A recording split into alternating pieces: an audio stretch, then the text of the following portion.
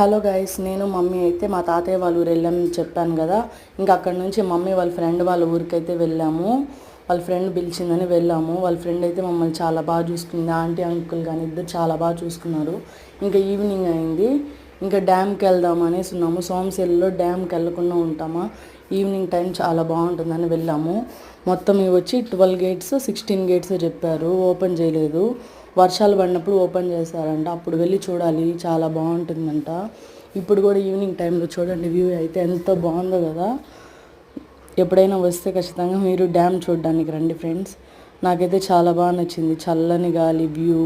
నేనైతే బాగా ఎంజాయ్ చేశాను. ఇంక ఈ వ్యూలో చల్లని గాలికి బజ్జీలు తిన్నాము, బొరుగులు తిన్నాము. చూడండి సన్ రైజు. అక్కడ వచ్చి శ్రీశైలం డ్యామ్ వాటర్ కూడా కొంచెం వదిలారంట.